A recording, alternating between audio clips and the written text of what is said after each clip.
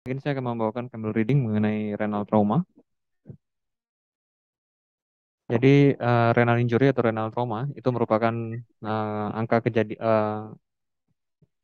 trauma yang sering terjadi pada kasus urologi dan merupakan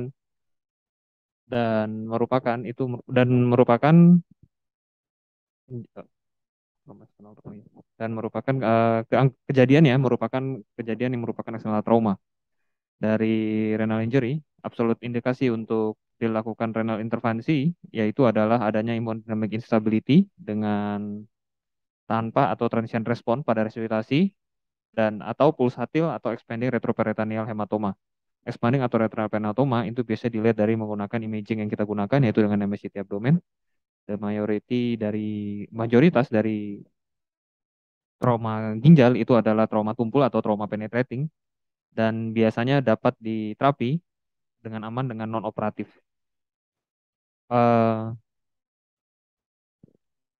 Angka kejadian renal trauma itu memiliki angka 1-5% dari seluruh kejadian trauma dan 24% dari solid organ injury. Dan menurut mekanisme kejadian, 80-90% renal injury itu adalah trauma tumpul dan 10-20% adalah trauma penetrating. Dari Campbell itu mengatakan bahwa presentasi dan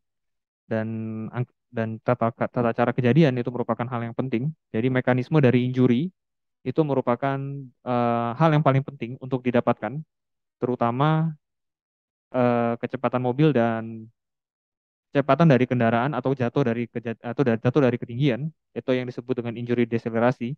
Karena hal-hal ini merupakan hal yang sangat penting untuk dicari tahu.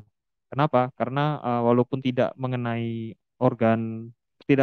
bagian pinggang, biasanya ginjal ini sangat rapuh dan sangat rapuh terhadap adanya injury deselerasi. Indikator yang terbaik untuk melihat adanya eh, trauma pada urinary system itu adalah gross dan mikroskopik hematuri. Gross hematuri pokoknya any visible atau apapun yang terlihat urin berwarna merah itu sudah dibilang gross hematuri. Tidak ada tingkatan, yang pasti gross hematuri pokoknya urin berwarna merah walaupun sedikit itu disebut gross hematuri. Dan mikroskopik hematuri itu adalah yang lebih dari 5 red blood cell per high power field itu dari beberapa pemeriksaan mikroskop atau ada dari menggunakan penggunaan dipstick. Kemudian hal tersebut adanya gross hematuri ataupun ada mikroskopik hematuri disertai dengan hubungan dengan akselerasi atau deceleration injury. Jadi di Campbell disebut juga ada namanya acceleration injury, bukan hanya deceleration injury.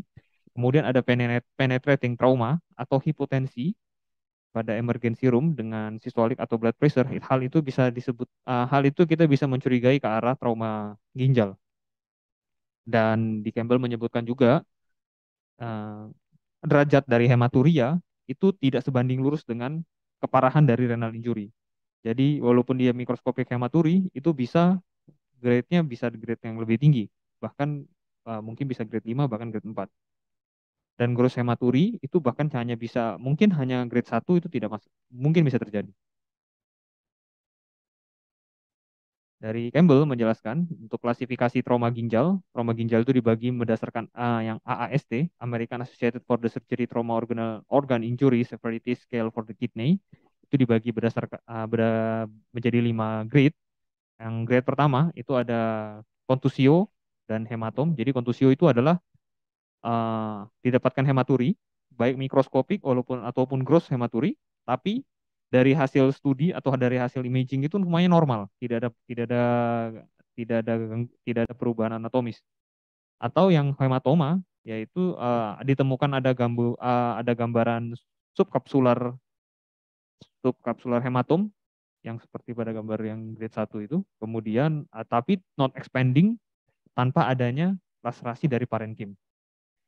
Baru masuk ke grade 2 yaitu not expanding perirenal hematom yang hanya terbatas pada renal retroperitoneum. Dan kemudian ada fase yang grade kedua yang tipe 2 itu yaitu laserasi, yaitu parenkimal laserasi itu yang tapi hanya kurang dari 1 cm dan kedalamannya sampai renal cortex tapi tanpa adanya urinary extravasasi. Kemudian grade 3 yang tipe laserasi itu lebih dari 1 cm kedalaman dari kerobekan dari parenkim tanpa adanya ruptur dari collecting system atau adanya urinary extravasasi. Kemudian yang grade 4, parenkim laserasi yang menyebar hingga ke cortex renalis, medula, dan collecting system. Ini jelas pasti ada urinary extravasasi. Kemudian ada yang tipe vaskular, yang grade 4, itu adalah main renal artery atau vein injury dengan adanya pendarahan yang jelas di situ, seperti pada gambar yang di grade 4. Kemudian yang grade 5 itu ada 2 tipe, ada tipe laserasi dan tipe vaskular. Yang laserasi itu adalah complete shatter kidney, jadi memang ginjalnya sudah tidak berbentuk dan hancur. Kemudian pada yang tipe vaskular itu memang avulsi, jadi memang ginjalnya mungkin tidak ada masalah, bentuknya bagus, tapi ada avulsi dari renal hilum, jadi ada devaskularisasi dari ginjal. Nanti pada gambaran CT biasanya itu kontras bisa tidak masuk pada salah satu ginjal. Nah itu bisa dicurigai adanya grade 5, tapi yang tipe vaskular, karena kontras tidak memasuki parenkim ginjal. Kemudian ada di Campbell juga mengatakan ada bab penting di situ yaitu indikasi untuk renal imaging. Jadi kapan sih pasien datang, pasien trauma yang datang dengan hematuri itu kita lakukan renal imaging. Renal imagingnya apa saja? Jadi dari Campbell itu dijelaskan paling banyak itu adalah CT scan. Jadi the preferred imaging untuk melakukan renal trauma itu adalah CT scan dengan kontras, dengan ada fase delay dan fase immediate, fase nefrogram yang dalam waktu 80 detik itu nefrogram dan fase yang delayed itu mungkin 2 sampai 10 menit. Dan kemudian indikasinya apa aja? Jadi dan kemudian ada juga di Campbell dijelaskan ada USG fast tempatnya di mana. Kemudian ada juga tempat IVP ada tempat apa tidak.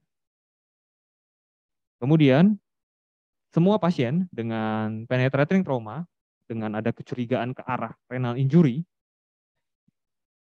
dengan hemodinamik yang stabil itu harus dilakukan CT scan. Kemudian di Campbell ini dijelaskan ada peranan dari angiografi atau angioembolisasi juga dilakukan di dalam sana. Jadi angioembolisasi kalau di Campbell itu bisa sebagai diagnostik, juga bisa sebagai terapeutik.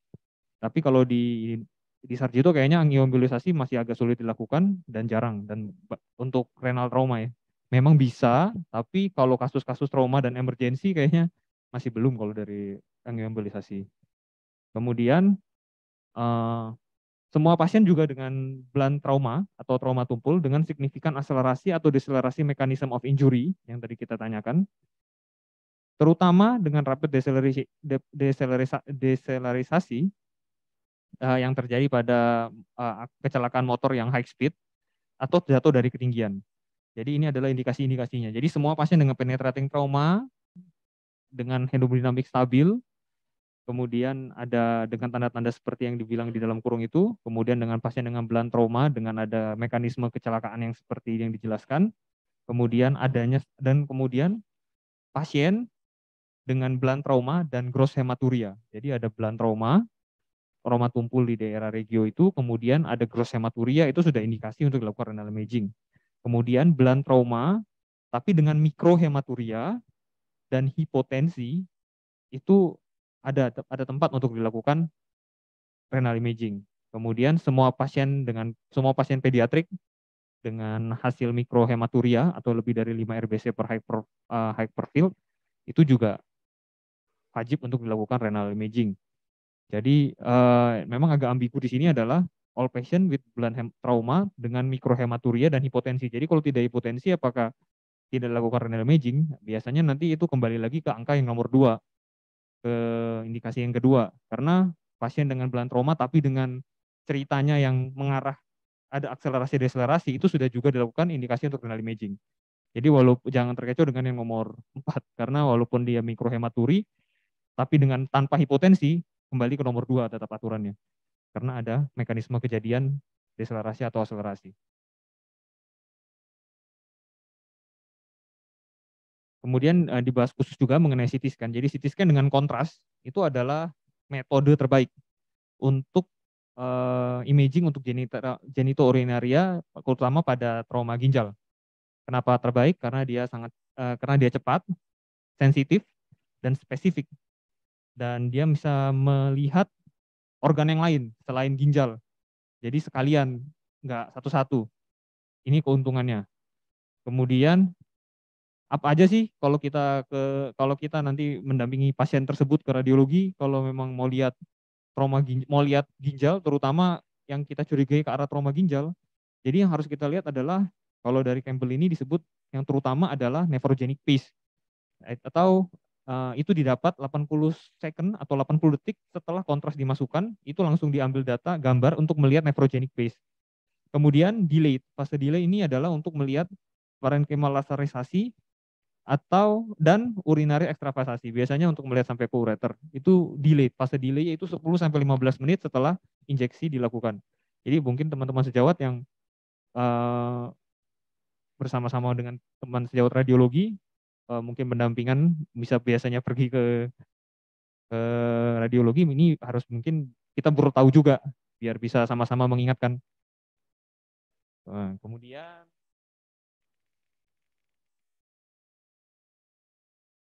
kapan temuan CT scan itu kita bisa mengarah ke arah major injury. Jadi temuan-temuan CT scan yang bisa mengarah major injury itu adalah yang pertama adalah medial hematom. Medial hematom itu adalah di ginjal, jadi pada renal hilum itu nanti ditemukan ada hematom besar. Nah biasanya itu disebut dengan medial hematom. Nah itu mengarah kepada vascular injury biasanya. Jadi dia di daerah vaskular, dia memang ada hematom besar di situ, nah itu bisa mengarah ke vascular injury. Nah itu disebut dengan major injury. Biasanya itu bisa curiga ke arah trauma ginjal. Kemudian ada medial urinary ekstravasasi. Nah ini bisa juga injury pada renal pelvic atau UPJ avulsi. UPJ avulsi. Kemudian kontras enhancement pada parenkim itu kurang. Jadi biasanya yang tipe 5 yang vaskuler itu kan bisa menyebabkan arteri oklusi. Nah ini bisa terjadi. Jadi kontrasnya mungkin kurang atau bahkan tidak masuk sama sekali ke ginjal yang terjadi trauma tersebut. Kemudian kombinasi dari 2 atau lebih kriteria berikut, yaitu ada hematom yang besar lebih dari 3,5 cm, ada renal laserasi, dan vaskular kontras ekstravasasi yang bisa ke arah ke AST grade 4B injury. Kemudian ada juga di sini peranan one shot IVP. Di sini IVP tidak terlalu banyak dijelaskan bagaimana prosesnya apa di dalam Campbell karena mungkin sudah tergantikan dengan CT scan. Tapi di sini juga dijelaskan agak panjang di Campbell itu adalah one shot IVP. Nah, one shot IVP mungkin indikasi jika dilakukan indikasi dilakukan itu jika CT scan mungkin tidak ada tempat karena IVP kan bisa dilakukan di theater room di kamar operasi. Jadi apa sih sebenarnya tujuan dari one shot IVP kita di kamar operasi tersebut? Itu adalah untuk mengakses adanya atau tidak fungsi dari ginjal kontralateral. Karena hampir menurut Campbell hampir seluruhan dari operasi ginjal ketika di open dan eksplorasi itu biasanya berakhir pada nefrektomi karena ginjal yang sudah tidak terbentuk. Jadi ketika mau nefrektomi atau mau direkonstruksi ginjal, itu kita sudah berpikir, oh ginjal kontralateralnya bagus apa enggak. Kalau memang kontralateralnya bagus, bisa dipikirkan untuk peranan untuk nefrektomi. Namun jika kontralateralnya tidak bagus, nah kita bisa berpikir untuk dilakukan tindakan lain. Tindakan untuk direnorapi atau nanti di belakang bisa dilihat. Kemudian, nah tekniknya, jadi tekniknya itu adalah dengan cara memasukkan kontras biasanya iodin itu 2 ml per kilogram dan kemudian dilakukan pengambilan single saja dengan menggunakan C-arm itu 10 menit setelah injeksi kontras dimasukkan. Kemudian di paling bawah saya masukkan USG. USG itu adalah di trauma ginjal itu memang masih ada tempat untuk dilakukan. Tapi spesifisitas di adult renal patient itu sangat rendah. Sehingga kadang-kadang temuannya bisa normal, tapi memang masih terjadi trauma ginjal. Jadi ketika fase itu normal, tidak menutup terjadi trauma ginjal karena karena dia hanya melihat adanya perdarahan di splenorenal, di hepatorenal yang sebelah kanan. Tapi jika memang tidak ada pendarahan di daerah sana, mungkin seperti yang tipe 5 injury itu kadang-kadang memang pasnya normal. Jadi memang pas memang masih ada tempat, tapi tidak selalu menjadi patokan. Kalau memang kembali lagi tadi ke awal, mekanisme of injury-nya kita mengarah ke trauma ginjal, tetap harus dilakukan CT scan abdomen dengan kontras.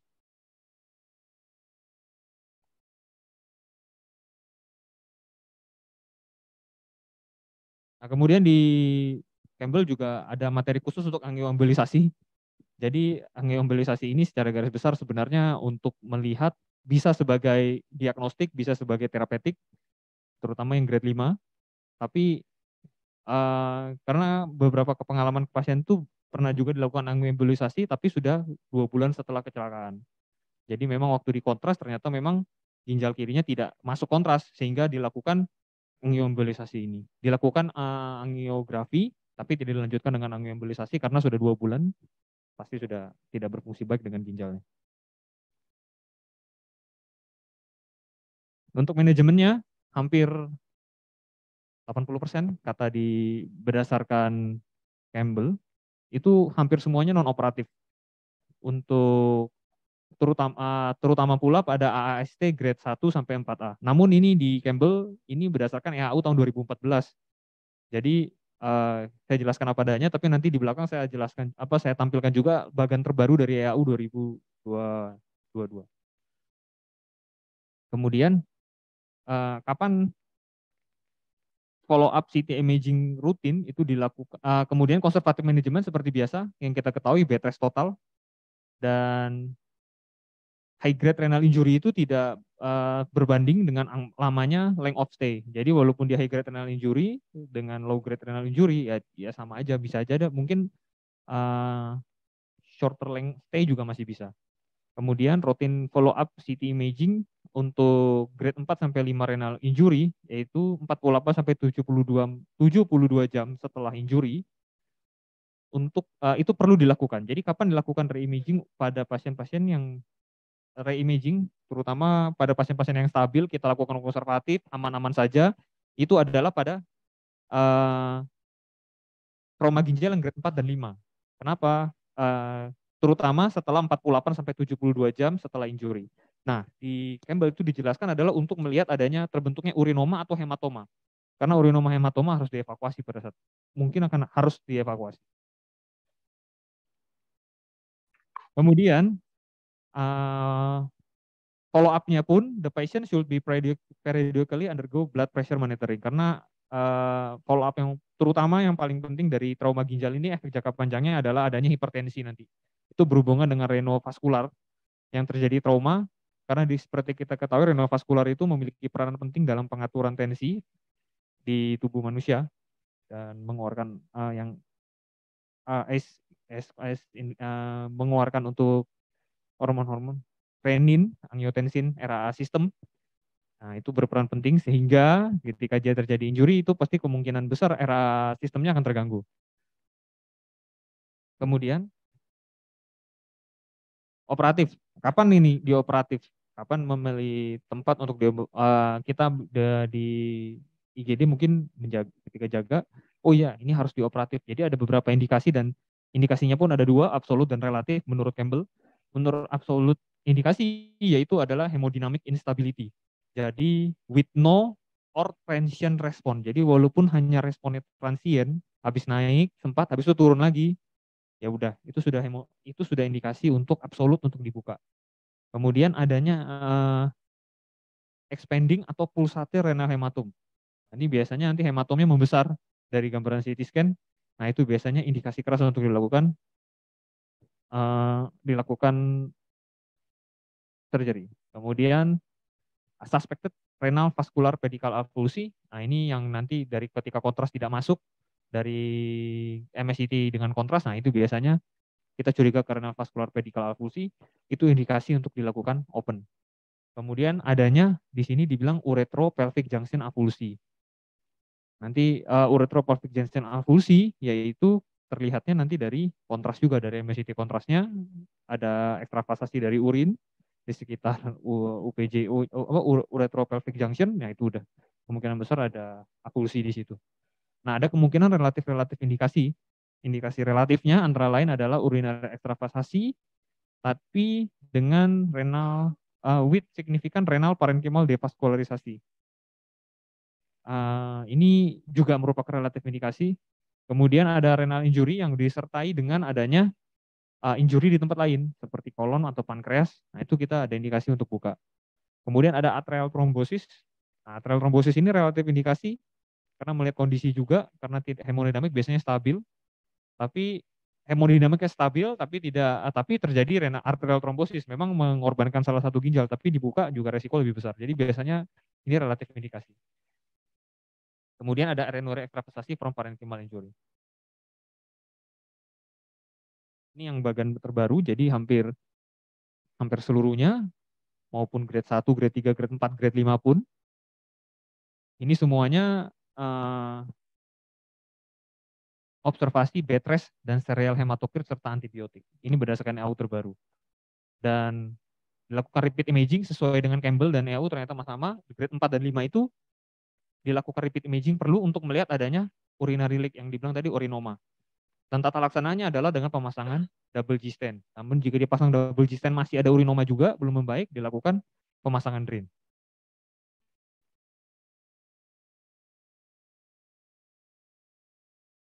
Ini kemudian lanjut ke terapinya. Jadi dari terapi itu di Campbell disebut adanya renal eksplorasi. Jadi gimana sih maksudnya renal eksplorasi seperti apa? Jadi di Campbell itu dijelaskan dilakukan surgical eksplorasi ini di paling bagus itu dilakukan menggunakan approach transabdominal. Jadi approach transabdominal dilakukan insisi dari proses susipoideus hingga ke pelvis, kemudian ke supra linea mediana dari proses susipoideus ke bawah hingga ke suprapubik. Kemudian setelah dibuka seperti gambar di sini, kemudian nanti bowel dan kolon itu disisihkan dan usus halus, kemudian juga dilakukan penyisihan dengan menggunakan kantong atau pouch, kemudian dilakukan insisi nanti. Kalau dari Campbell itu dimasukkan di kantong, ada pouch khusus untuk menaruh usus yang itu kan. Kemudian nanti dilakukan insisi di posterior peritoneum. Dan nanti arah insisinya itu, dan setelah disisikan kita harus arah insisinya itu yaitu di antara aorta dan vena inferior mesentrika.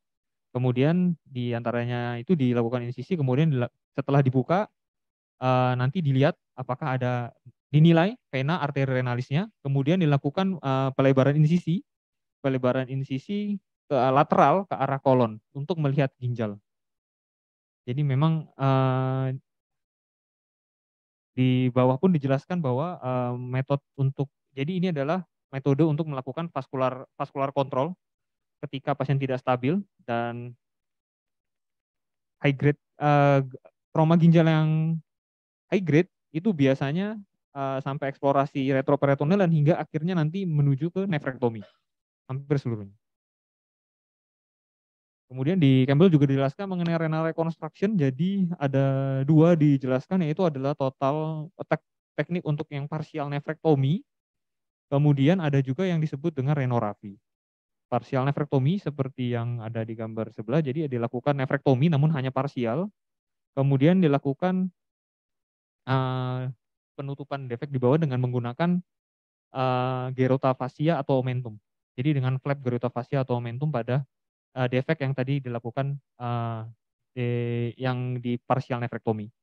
Kemudian renorapi yaitu dilakukan kalau ini jika didapatkan trauma pada mid portion of kidney, kemudian dilakukan penjahitan dengan menggunakan absorbable 3.0 biasanya di Campbell dibilang absorbable 3.0, apapun tipe suturnya, kemudian dilakukan penjahitan. Dan biasanya komplikasi dari trauma ginjal yang ada jangka pendek dan jangka panjang, biasanya dalam beberapa jangka pendek itu adanya persisten urinary ekstravasasi. yang akan menyebabkan adanya urinoma. Kemudian bisa menyebabkan infeksi dan jarang bisa menyebabkan kehilangan dari ginjal tersebut. Makanya tadi dibilang ketika adanya urinary ekstravasasi, indikasi keras untuk dilakukan pasangan digesten atau indikasi keras untuk dilakukan pemasangan drain untuk mencegah terjadinya perinephric infection. Kemudian adanya juga dibilang ada delayed renal bleeding yang bisa terjadi beberapa minggu. Dan biasanya terjadi dalam waktu setelah 21 hari.